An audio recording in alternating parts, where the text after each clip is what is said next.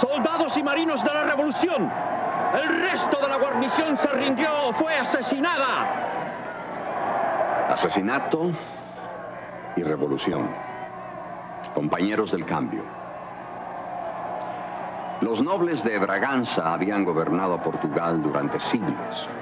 Ahora, con la muerte del rey Carlos, una república reemplazó a la monarquía. Pero algo más que el gobierno había cambiado. Portugal, uno de los países más católicos del mundo, era víctima de persecuciones religiosas. Estos victoriosos revolucionarios veían a la Iglesia como su enemigo, ya que había apoyado al Estado, y eso lo tenía que pagar. Una represalia, entre muchas, fue condenar al exilio a la autoridad máxima de la Iglesia, el cardenal patriarca. Buscaban el cambio social, objetivos políticos, pero había mucho más en el fondo. Lo que no se imaginaban era el papel que ellos mismos desempeñaban en un panorama más amplio, en un mosaico que solo se manifiesta cuando observamos una serie de acontecimientos aparentemente sin conexión, acontecimientos que, según la creencia de muchos, poseen un profundo significado para el mundo de hoy. Regresemos a esa época. Un mundo en guerra, Rasputín, su poder diabólico, su muerte violenta, la ejecución de Nicolás II, el zar de Rusia, el asesinato de la emperatriz y sus hijos, la revolución bolchevique, la llegada al poder de Lenin y la extraña y maravillosa experiencia de 3 niños, 3 pastorcillos que guardaban su rebaño entre los montes de la Serra da Aire en Portugal, allá por el año 1917. Más de 70,000 concurrentes presenciaron el momento culminante de la experiencia de los niños. Entre esta muchedumbre hay 5 personas que nos contarán lo que vieron. 5 testigos del milagro del sol. ¿Qué es lo que verdaderamente ocurrió en Cova da Iria en 1917? Examinaremos los acontecimientos y sus implicaciones para nosotros, para nuestra época. ¿Existe un hilo que pueda seguirse y que una el pasado al presente y el presente a nuestro futuro? Que explique por qué millones de personas en todo el mundo tienen presente a los 3 niños pastores y por qué tantos billones están comprometidos a participar, a responder al mensaje de Fátima.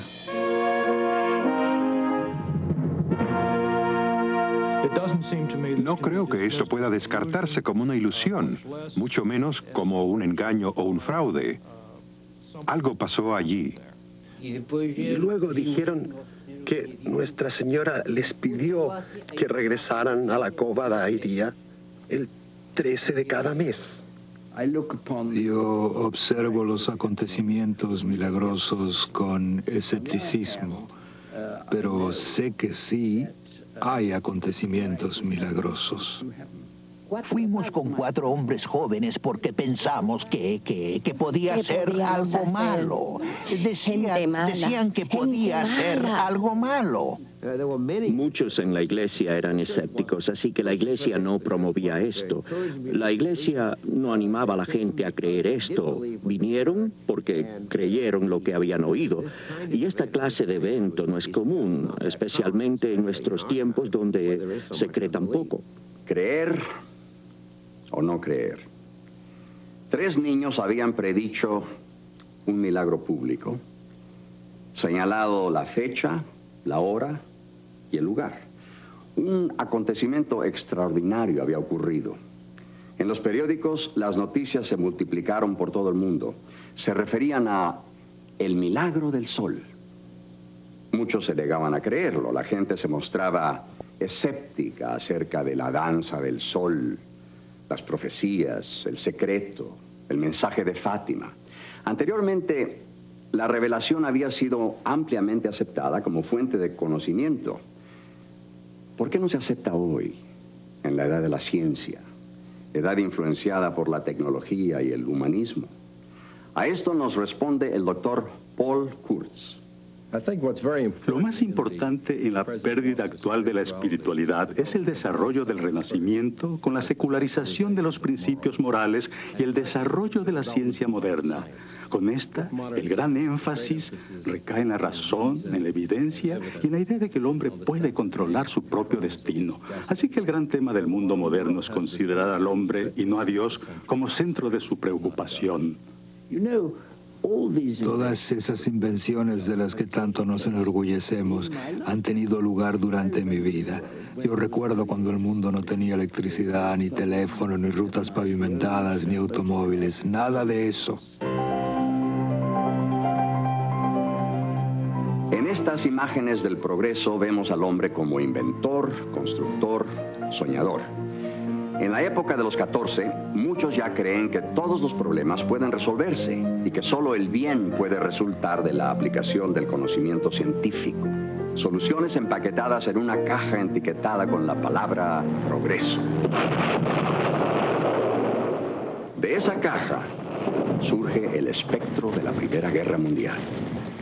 Es el verano del 16, el verano de Verdún y de la batalla de la Somme.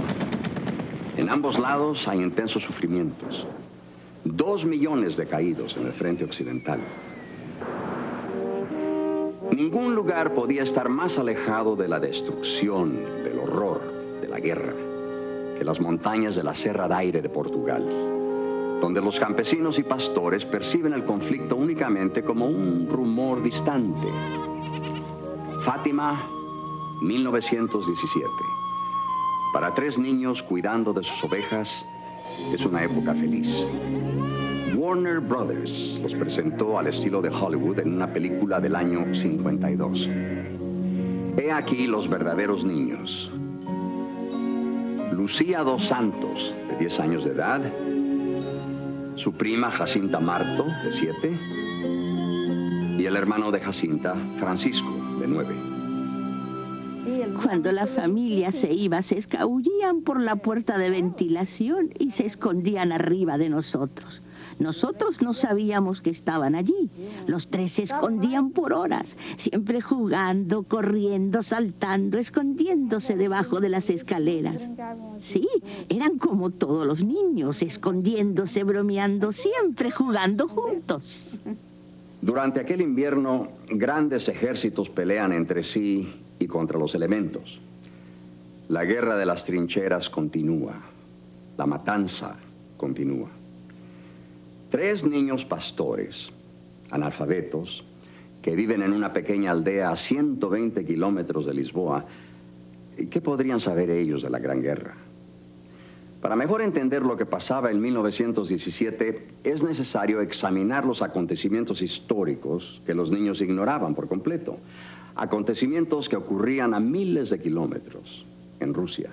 En el estado más grande del mundo, gobernado durante siglos por una autocracia arrogante, gobernado por el zar, en el nombre de Dios, para estos, los últimos siervos de Europa en ser liberados, la vida era dura, llena de injusticias.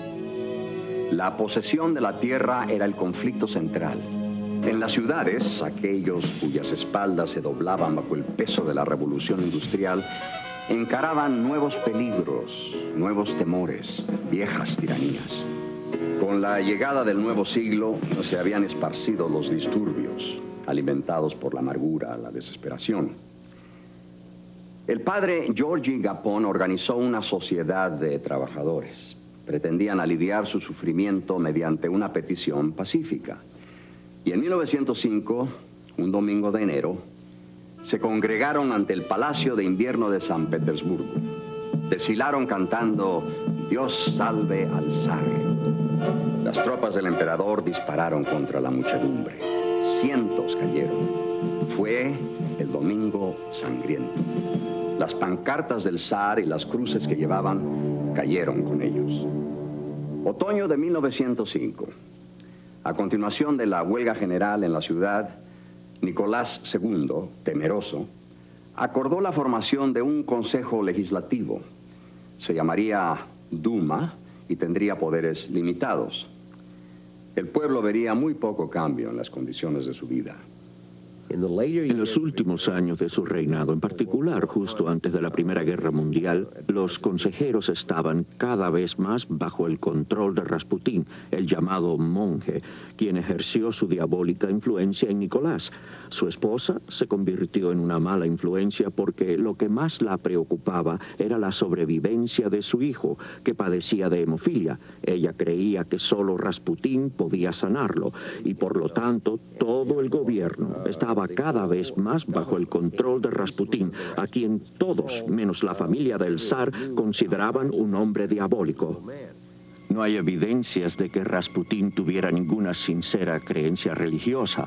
Existen evidencias de que, por lo menos en su juventud, se vio envuelto en varios cultos y ritos satánicos. Hay abundante evidencia de que, al acercarse al final de sus días, poseyó poderes sobrenaturales de origen satánico. Él es el caso más claro que conozco en la historia donde un hombre jugó un papel vital en un momento crítico de la humanidad, donde hay evidencia irrevocable que empleaba poderes que solo podían venir del infierno.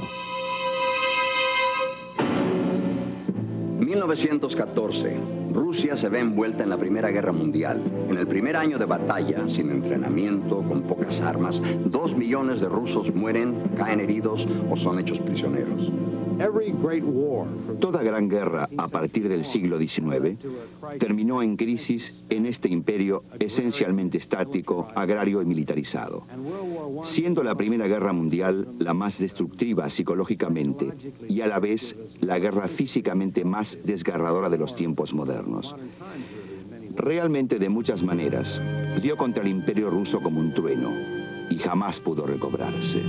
La influencia de Rasputín en las decisiones y nombramientos del gobierno es desastrosa. Mientras viva, su poder sobre la emperatriz y por consiguiente sobre la nación será total. Los hombres de Estado e incluso algunos miembros de la familia real, convencidos de que se está jugando con el destino de la nación, confabulan su muerte. Rasputín, invitado con engaños a la residencia del príncipe Yusupov, es allí envenenado, tiroteado, golpeado y finalmente ahogado. Marzo de 1917.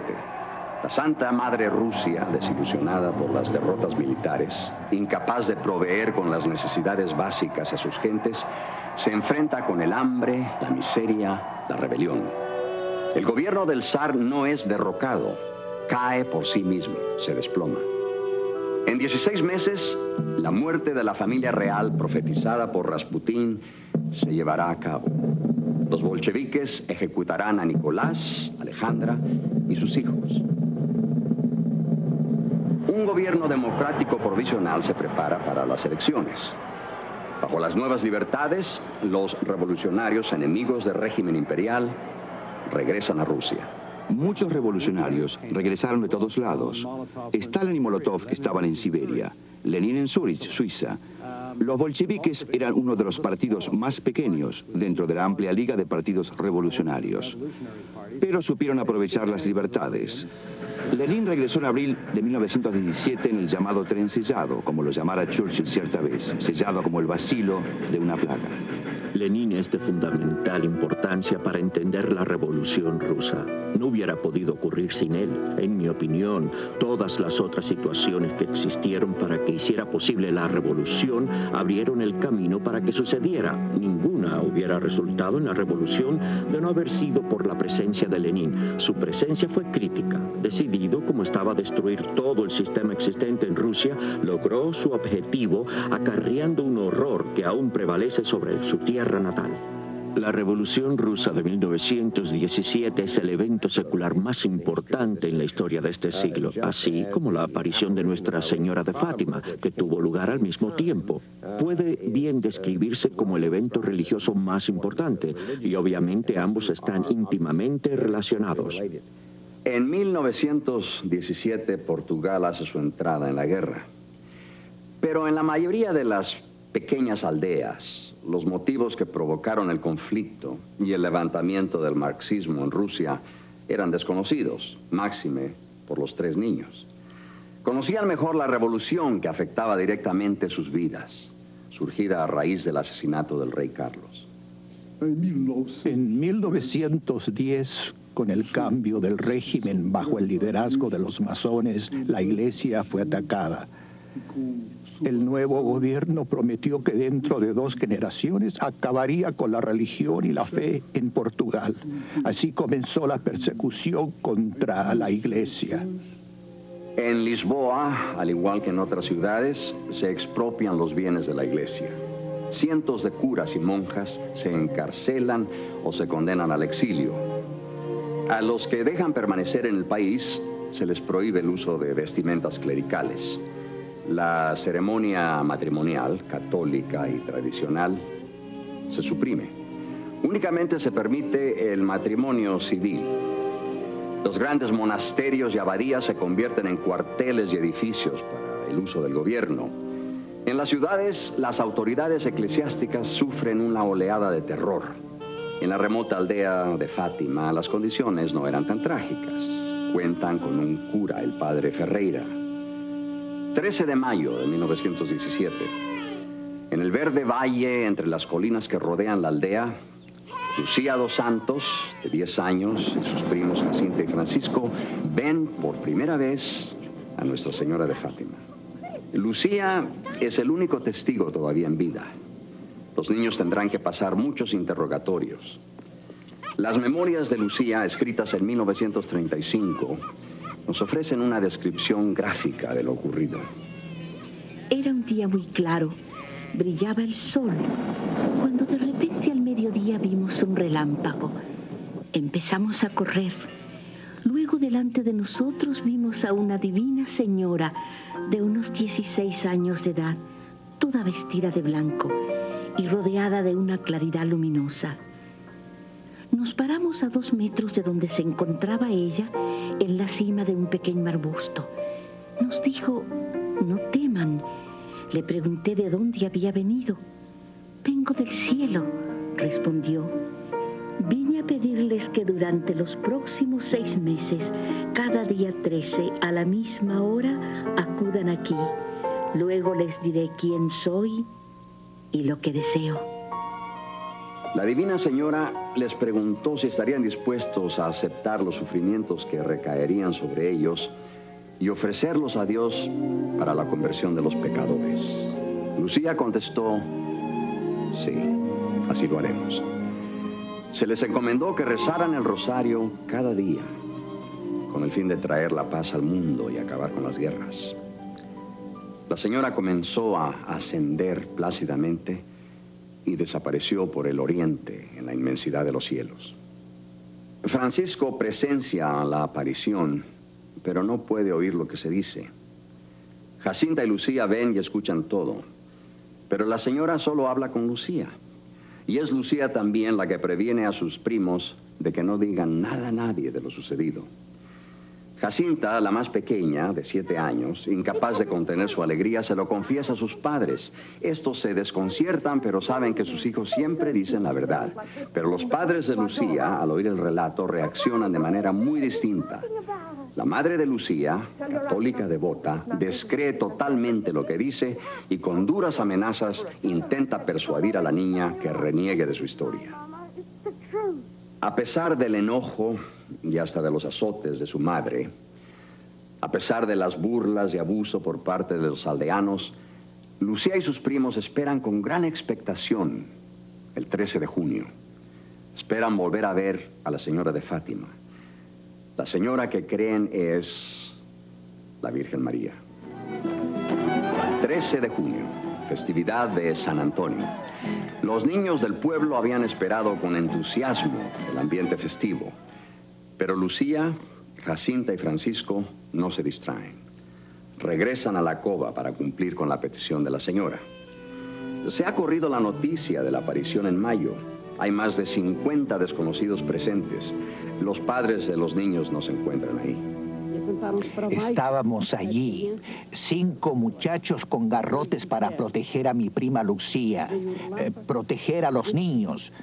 Se murmuraba que podía haber problemas. Estaban terminando de rezar el rosario cuando llegaron allí y nos sentamos. Los niños señalaron: la luz vino de allí antes. Y enseguida la luz vino, una luz viva. La luz vino. Entonces dijeron, arrodíllense enfrente de Nuestra Señora y alcen las manos.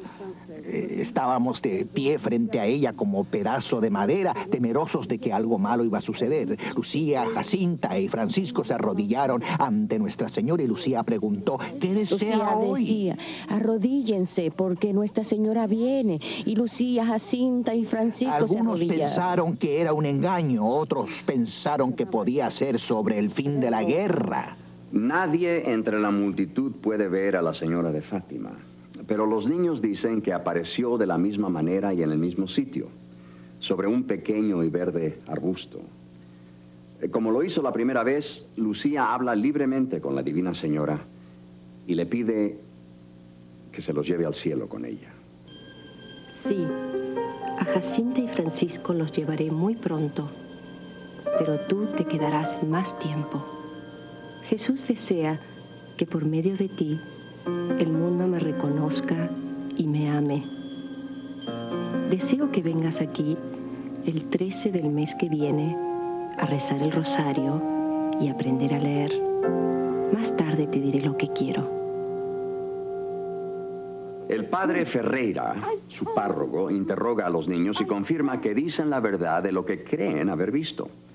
El cura, sin embargo, está sumamente preocupado. Les dice que pudiera haber sido un engaño del diablo. Aterrorizada, Lucía decide no volver a Cova da Iria el 13 de julio. La ofensiva de Passchendaele, iniciada por los aliados, es el mes de julio de 1917. Durante 3 meses de pura pesadilla, los soldados británicos lucharán en el fango. Su destino, la base de submarinos en la costa belga a 60 kilómetros. El poeta Paul Nash capta el terror. El mal, el demonio encarnado está al mando de esta guerra. La mano de Dios no se vislumbra por ninguna parte.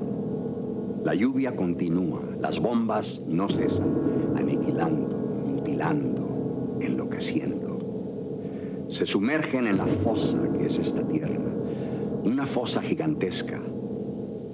Es lo indecible, sin Dios, sin esperanza. Mediodía, el 13 de julio. Los devotos y los curiosos se reúnen en la cova esperando ver lo que ocurra. Lucía, a pesar de sus temores, al último momento decide unirse a sus primos. Mi hermana y mi tía estaban allí con Lucía. Había mucha gente detrás de las paredes. Las piedras donde hoy se halla la basílica. Podíamos ver tan solo las cabezas, mirando y observando. Y cuando íbamos por la ruta, un hombre me dijo, muchacho, ¿para qué vas allí? ¿No crees que puede ser un castigo de Dios? Nos quedamos así, petrificados. Yo pensé, mi hermana y mi tía están allí. Si ellas van, todos deberían ir juntos. Ese día, el mensaje de la señora de Fátima es el más serio de todos.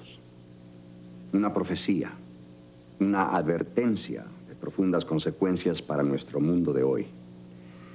Lucía solicita de la señora un milagro para que todos crean el mensaje. La respuesta, en octubre realizaré un milagro. Lo que ocurrió después hubiera sido insoportable para los niños sin la promesa de que los 3 irían al cielo, porque en aquel momento presenciaron una visión momentánea del infierno, seguida de esta profecía. La guerra va a terminar, pero si la gente no deja de ofender a Dios, vendrá otra peor durante el pontificado de Pío XI. Cuando vean una noche iluminada por una luz desconocida, sabrán que es la gran señal que Dios les da, que está a punto de castigar al mundo por sus crímenes, con guerra, hambre y persecuciones a la Iglesia y al Santo Padre. La profecía continúa. Si la gente no deja de ofender a Dios, Rusia esparcirá sus errores por el mundo. Los inocentes serán martirizados. Varias naciones aniquiladas. Pero al final, un cierto periodo de paz les sería concedido al mundo. Luego les revela a los tres un secreto. Secreto para ser comunicado solamente al Papa. Los niños contaron en Fátima que María les pidió que oraran por la conversión de Rusia. Ella vaticinó que eventualmente Rusia se convertiría, pero antes de convertirse, esparciría muchos errores por todo el mundo y que las naciones se destruirían como parte de ese proceso. La inclusión de Rusia en el relato de los niños pasmó a los portugueses más cultos y entendidos. Rusia, incapaz de alimentar a su propia gente, hundida económicamente, sumergida en el analfabetismo, a borde de la revolución. Rusia, muy lejos de convertirse en una amenaza mundial, en una superpotencia. Es interesante desde un punto de vista histórico, porque la revolución bolchevique no había aún ocurrido cuando tuvo lugar la visión en Fátima.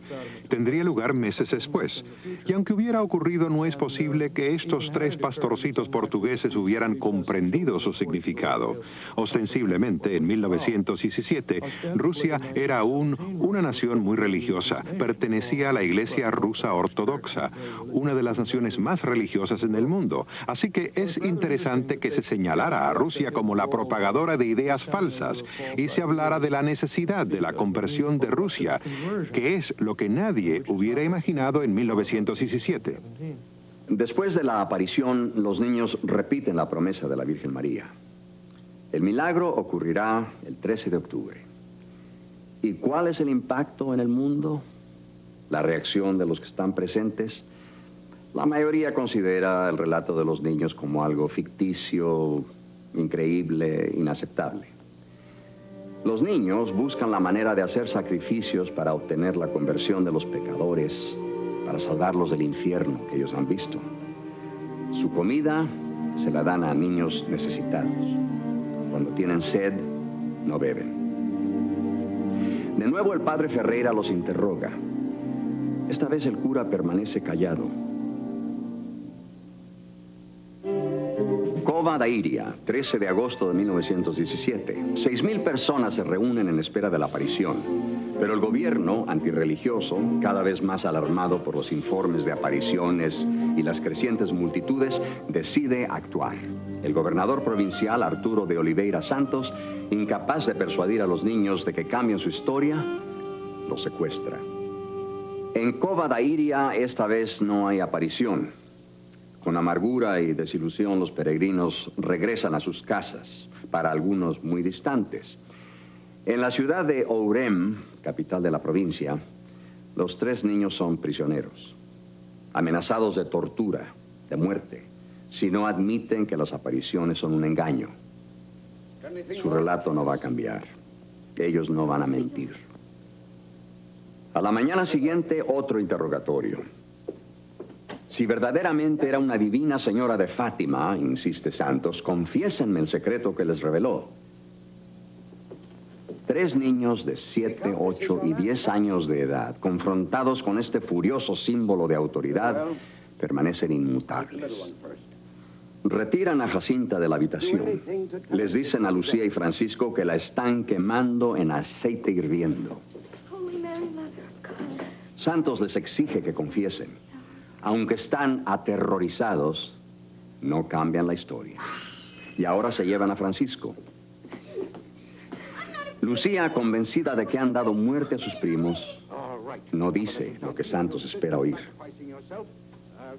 Al sacarla de la habitación, llena de miedo, queda estupefacta al ver lo que menos esperaba, a sus primos vivos. Aunque son niños, los encierran en una celda con otros prisioneros. 15 de agosto, los carceleros los devuelven a sus angustiados padres. 4 días después, Lucía, Francisco y su hermano Juan Marto se hallan apacentando sus ovejas en Baliños. Hemos hablado con Juan Marto. Mi hermana Jacinta había estado en la cárcel y tenía piojos en la cabeza y nuestra madre la cuidaba. Por esa razón se quedó en casa y yo estaba con los otros. Lucía vio que algo se movía en el cielo. Era Nuestra Señora que se acercaba. Lucía me pidió que fuera rápidamente en busca de Jacinta. Ella insistió. Ella dijo, no es bueno tener al cura sin el acólito. Fui y susurré al oído de Jacinta, Lucía dice que debes ir a Baliños y estar con ella. Ellos dicen haber visto a Nuestra Señora, pero yo no vi nada. Dijeron que Nuestra Señora se apareció y Jacinta tomó una ramita de vid para traer a casa. Cuando llegó a la casa de Lucía, le dijo a la madre de esta, oh tía, hemos visto a Nuestra Señora en Baliños. Ella no podía creerlo, pero olió la ramita y sintió su maravilloso aroma. Jacinta empezó a correr hacia nuestra casa. Esta casa. Nuestro padre estaba sentado junto a la chimenea. Él preguntó qué era y ella respondió, esto estaba a los pies de Nuestra Señora. Puso una aquí y otra más allá. En Baliños, la señora les dice a los niños que no teman. Les promete regresar a Cova da Iria. Lucía le pregunta acerca de las monedas que los visitantes habían donado. ¿Qué deberían hacer con el dinero? La respuesta es para la capilla que la gente va a construir. Amanecer del 13 de septiembre. Esperan ansiosamente la hora de la aparición. Miles de peregrinos de todas partes de Portugal y España se hallan en Cova da Iria. La carretera principal está tan concurrida que es casi imposible moverse. Tiene lugar la más breve de las apariciones. Antes de que Lucía hable, los testigos ven que la copa del verde arbusto se dobla y tuerce como bajo algún peso. Yo estaba en Fátima cuando ocurrió la aparición en Cova da Iria en septiembre de 1917. Pero no hablé con los videntes porque aún dudaba acerca de las apariciones y los curas trataban de alejarnos del lugar. ¿Quién podía decir si no era algo inventado por el diablo para destruir la iglesia? La ofensiva Passchendaele, la campaña en el fango de Flanders en 1917, es de verdadera importancia para entender los eventos de ese año y las razones para la aparición de Nuestra Señora en Fátima, porque en un sentido esta fue la culminación de los ataques del diablo y el horror del lado militar de la Primera Guerra Mundial. El 13 de octubre de 1917, llueve torrencialmente durante la noche. La misma tormenta sufrida por los soldados que luchan y mueren en Flandes cae sobre aquellos que se han congregado en Cova da Iria. Más de 70,000 personas de todas las clases sociales se han reunido. Algunos esperando presenciar el milagro prometido, otros para burlarse de esta manifestación del sobrenaturalismo medieval. Los periódicos más importantes e influyentes del país han publicado artículos criticando los acontecimientos de Fátima. Estos se han convertido en el blanco principal de la prensa anticlerical, el foco de las bromas, tema central de las sátiras. Avelino de Almeida, un declarado escéptico en cuanto a las apariciones, presencia el fenómeno. Es el director de O Século, periódico más leído de Lisboa. Su reportaje aparece en primera plana. Un espectáculo único e increíble, si uno no ha sido testigo del mismo. Uno puede ver a la muchedumbre dándose vuelta hacia el sol que está despejado, sin nubes, a pleno mediodía. El gran astro del día hace pensar en una placa de plata y es posible mirar hacia él sin la menor incomodidad. Podría ser un eclipse, pero estalla en un clamor colosal y oímos a los espectadores gritar milagro, milagro, maravilla, maravilla. El sol tiembla ante la muchedumbre atónita, haciendo movimientos bruscos sin precedente y fuera de toda ley cósmica. El sol ha bailado. Día dissermos à Lúcia, Dijimos, Lucía, si es cierto que puedes ver a Nuestra Señora, ¿por qué no le pides que haga un milagro que todos puedan ver? Y Lucía dijo, Nuestra Señora dijo que el 13 de octubre algo ocurrirá para que todos lo vean. Mi madre argumentaba que Nuestra Señora no podía hacer milagros a la vista de todos. Ella podía hacer milagros, pero no para que todos los vieran. Pero entonces ella vio el milagro del sol y pudo creer. Yo lo vi y mi hermana también. Y mi madre gritó, este es el milagro prometido por Nuestra Señora en el sol para que todos lo vieran. Llovía ligeramente cuando Lucía dijo, cierren sus paraguas porque Nuestra Señora se va a aparecer. Parecía como si el sol le dijera adiós al cielo y se acercaba como un platillo, cantando, trabajando y bajando, para detenerse tan solo cuando casi tocó la tierra. Entonces mi madre creyó. Todos estaban estupefactos. Só para descer quando chegou às árvores parou. Houve então, choveu muito, estava assim o tempo como agora. Llovió como ahora y llovió mucho. El tiempo era como hoy. Luego salió el sol y después del mediodía el sol empezó a jugar. Todos estaban asustados. Pensábamos que íbamos a morir. Pero y los colores aparecieron como un arco iris cerca de la base del cerro. Una sombra. Pensamos que era íbamos brillante, a morir. Como relámpagos como relámpagos en el norte. Durante el milagro, todos se arrodillaron sobre la tierra mojada. Todos se arrodillaron gritando, implorando misericordia y diciendo, milagro, milagro. Era Nuestra Señora, milagro, a la vista de todos. Y todos creyeron. Después del milagro todo quedó seco, completamente seco. Según lo dicho por los allí presentes y confirmado por los periódicos, el suceso había durado aproximadamente 12 minutos. El sol, zigzagueando en el cielo, reflejando brillantes y multicolores rayos sobre los alzados rostros, los árboles y la tierra. Y en el momento culminante, el sol se precipitó hacia los miles de personas ahí reunidas. Muchos creían que había llegado el fin del mundo. De pronto, retrocedió. Volvió a su posición normal en el cielo. Y otro extraordinario fenómeno. Todo lo que había sido empapado por la lluvia, ahora estaba seco. La tierra, la gente. Las teorías de hipnotismo colectivo, de autosugestión, se descartaron al descubrirse que muchos testigos fiables a gran distancia de la cova habían presenciado el fenómeno solar.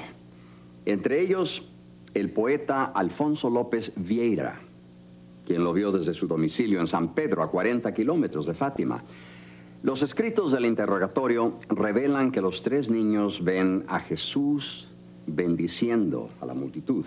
Es precisamente el 13 de octubre de 1917, el día en que la Divina Señora declara, yo soy la Señora del Rosario.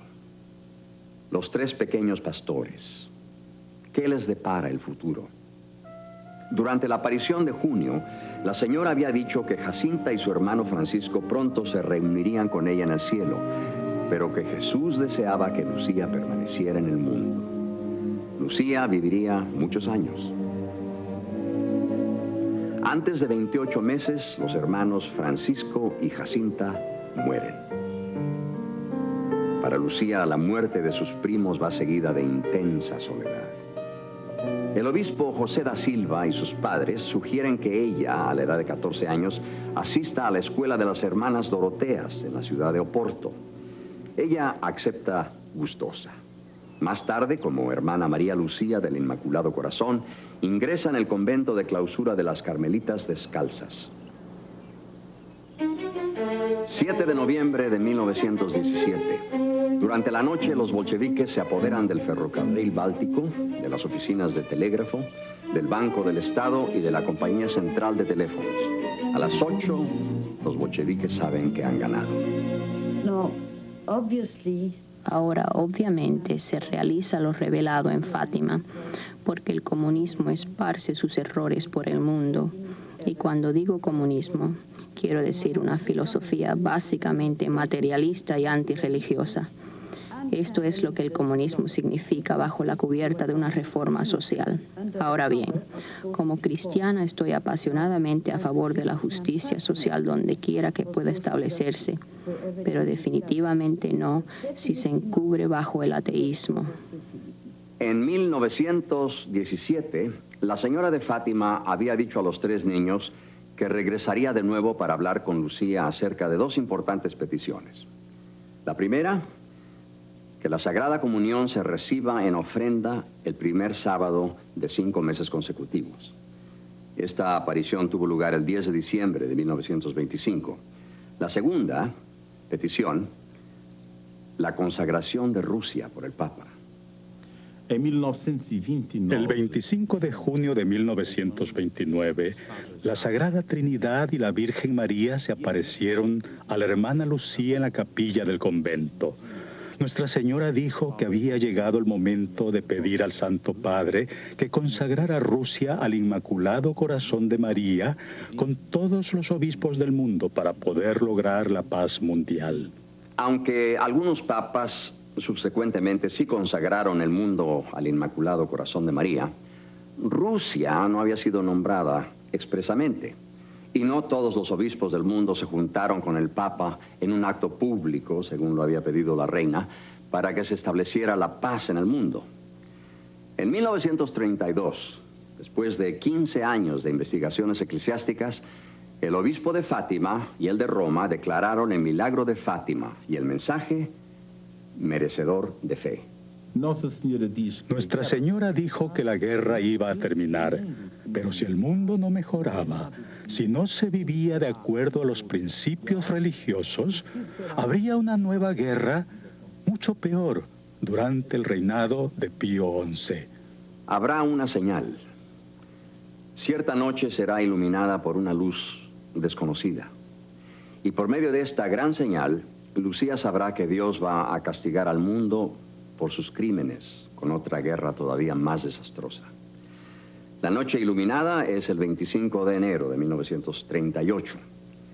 El suceso aparece en la cabecera de los periódicos en Alemania, Suiza, España, en Hungría, Noruega, Italia, Grecia y en los Estados Unidos. En Europa el cielo se describía como un horno resplandeciente de fuego, visto desde el Mar del Norte hasta el Adriático, desde las 9 de la noche hasta las 2 de la madrugada. Lucía, al ver la luz desde su ventana del convento, la reconoce como la señal anunciada. 47 días después de la aparición de la gran luz, el domingo 13 de marzo, Hitler invade Austria. Es el Anschluss. La profecía se había cumplido. Comienza la Segunda Guerra Mundial. Jamás había sido tan evidente la crueldad entre los hombres. Aproximadamente 40 millones de muertos, muchísimos más que en la Primera Guerra Mundial. Aquí, en un instante, caen heridos o mueren 70.000 hombres, mujeres y niños. Hiroshima, abrazada por la bomba atómica. Cuando Solzhenitsyn llegó al mundo occidental, él es una persona a quien admiro mucho. Dijo inmediatamente, lo malo de la gente en Occidente es que ha perdido el sentido del bien y de lo diabólico. Y es verdad que sin una conciencia del bien y lo diabólico, es imposible para nosotros vivir de manera coherente. 2 superpotencias, los Estados Unidos y Rusia, emergen de la Segunda Guerra Mundial para meterse en una guerra fría. Una batalla ideológica entre la democracia y el comunismo. 1950, Corea. los desamparados, los refugiados, los muertos. 1960, Vietnam, los desamparados, los refugiados, los muertos. Si mis pedidos son escuchados, Rusia se convertirá. Si no, continuará propagando errores, causando guerras. Donde esta hermana está rezando, en la capilla del convento de la hermana Lucía en Portugal, se encuentra una estatua de María. La hermana Lucía, que trabajó con el escultor durante 6 meses, afirma que es la mejor imagen que ha visto de la Señora de Fátima. Lo escrito en las paredes del convento recuerdan a los transeúntes los ataques comunistas del presente día a la iglesia. Se lee: la religión es el opio del pueblo. El secreto de Fátima, revelado a los 3 niños por la Virgen María en 1917, ha sido tema de continua e interminable discusión. En 1942 se enviaron al obispo de Leiría los escritos de la hermana Lucía, incluyendo el secreto en un sobre aparte. Todo se envió a Roma en 1957. El Papa Juan XXIII abrió el sobre, leyó su contenido y lo mantuvo secreto. Cada papa siguiente recibió la carta conteniendo el secreto. Y un cardenal lo leyó porque me lo mencionaron en una conferencia. Me dijeron el cardenal Ottaviani lo leyó. El Papa se lo enseñó. Y solo cuando el Papa lo desee será publicado. El reverendo doctor Manuel Formigao, canónigo de la Catedral de Lisboa, profesor en el seminario de Santarém, interrogó por separado a cada uno de los niños. Les hizo la misma pregunta. La gente, la multitud, se pondría triste al conocer el secreto. Y de cada uno de los niños la misma respuesta: sí. En 1917, cuando los peregrinos hicieron una pregunta similar, Lucía solamente respondió: para algunos será bueno, para otros no. La transformación de Cova da Iria en el refugio espiritual que se ve aquí da testimonio a la creencia, la fe de millones de personas de todo el mundo, visitantes de la basílica. Fátima continúa siendo el lugar de muchos milagros físicos, aunque todavía predominan las conversiones espirituales. Recibimos a 3 millones de peregrinos al año. Yo quisiera que Fátima fuera el refugio de los peregrinos y el camino que los lleve a Dios.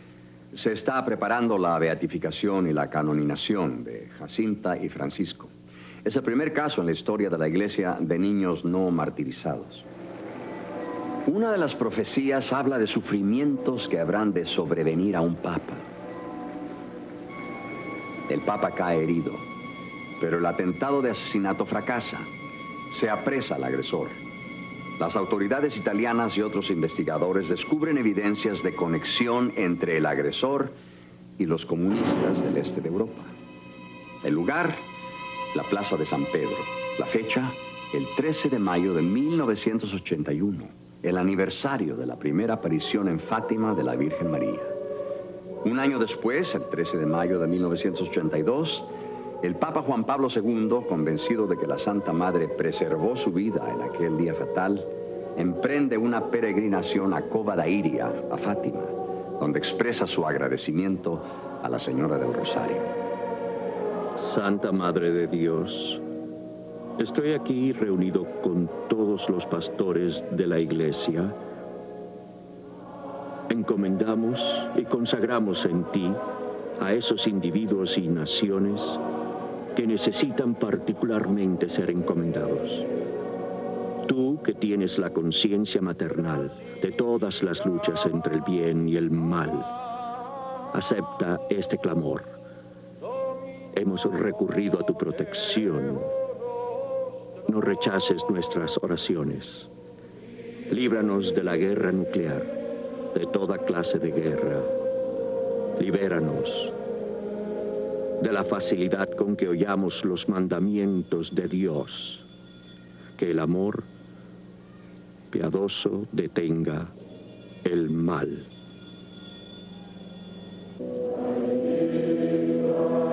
La hermana Lucía está presente. Se había ausentado de Fátima a la edad de 14 años. Ahora, 62 años más tarde, regresa a presenciar el gran cambio en su aldea. Está llena de gozo de estar con el Papa y 1,5 millones de personas de casi todas las naciones del mundo. En vista de la amenaza de destrucción nuclear, de la ausencia de paz en el mundo y en cada nivel social, Fátima emerge como una llamada de atención y un mensaje de esperanza, un plan, una dirección a seguir, no solo para alcanzar la paz militar y política, sino también la paz interna, individual. Las estadísticas confirman un aumento sin precedente en el uso de drogas, en crímenes, abortos, abuso infantil, alcoholismo, enfermedades mentales, falta de moralidad. Durante la aparición en Fátima del 13 de julio, la Virgen María encomendó 3 procedimientos como última respuesta a los problemas de la vida diaria. La solución a las necesidades individuales. La oración diaria, hacer sacrificios, rezar el rosario. Si el hombre occidental persiste en hallar satisfacción con el poder, pecado es la palabra olvidada de nuestros tiempos, con el dinero. Es verdad que los conceptos de pecado e infierno se han vuelto poco populares. Con la excitación erótica. Nuestra sociedad asume públicamente que Dios no existe. Con la indulgencia y las drogas, todas estas cosas por medio de las cuales se intenta dar significado a la vida, se destruirá a sí mismo y su manera de vivir. Y de esta forma Dios indicará que este tipo de vida no puede funcionar. Íntimamente, yo creo que muchos occidentales entienden que ese alto significado, cualquier tipo de significado verdadero, ha desaparecido. Y que el único significado que les queda es el significado personal de sus propias vidas, sus carreras, sus metas particulares. Eso es lo único que les interesa. Por eso digo que esa autopreocupación y el afán desmedido en su profesión son las preocupaciones psicológicas que les impide darse cuenta del vacío de sus vidas. Freud conquistó completa y totalmente al público norteamericano y dice que la clave de la felicidad es el sexo. Eso fomentó la revolución sexual y todos lo probaron, o la mayoría lo probó, y se aburrieron con él. Los nuevos grupos de rock, las nuevas formas de arte, se preocupan de la rabia, el odio y en muchos casos de la muerte en forma deliberada. Soy muy pesimista con lo que le va a pasar a esta civilización a la cual pertenecemos, a este tipo de vida actual. En un sentido, el oeste moderno es la primera sociedad en la historia del mundo en experimentar con la posibilidad de una incertidumbre moral radical. Para mí, la pregunta crucial de la vida humana es el conflicto entre lo que es moralmente bueno o malo. El mensaje de Fátima no es en efecto ni original ni sorprendentemente nuevo. Es el mismo eterno mensaje cristiano, el mensaje judío, arrepentirse de sus pecados. Así que Fátima no es una cruzada contra Rusia. Fátima es una cruzada, pero una cruzada de oración y penitencia, de ofrecer nuestras vidas por la conversión de Rusia y de todos los hombres que no adoran y no aman a Dios y a la humanidad finalmente. Si persistimos en seguir el camino por el cual venimos transitando desde hace tiempo y olvidamos a Dios, olvidamos el propósito y significado de la existencia humana, y hay toda razón para ser extraordinariamente pesimistas, porque ahora tenemos los medios de autodestrucción, y quiero decir que si estos medios se ponen al servicio del mal, el mundo puede destruirse. Todos los intentos para hallar cómo liberarnos del compromiso del mundo actual serán inútiles si no reencauzamos nuestra conciencia en arrepentimiento frente al Creador de todo. Sin esto, ninguna salida se iluminará y buscaremos en vano. A las enfermizas esperanzas de hace 2 siglos, que nos han reducido a la insignificancia y nos acercaron al borde de la muerte nuclear o no nuclear, solo podemos proponer la búsqueda resuelta por la cálida mano de Dios, que tan rudamente abandonamos al confiar solo en nosotros mismos. Solo así podremos abrir los ojos a los errores de este desafortunado siglo XX, dirigiendo nuestras manos para enmendarlos. Nuestros 5 continentes están atrapados en un torbellino. Si perecemos y perdemos este mundo, la culpa será solo nuestra. La Virgen María reveló a los niños de Fátima que tendría lugar un milagro para que así todos creyesen el mensaje, que se necesitan profundamente la oración y la penitencia, que estos son los medios para solucionar los males del mundo. El mensaje de Fátima: reencontrarnos con Dios.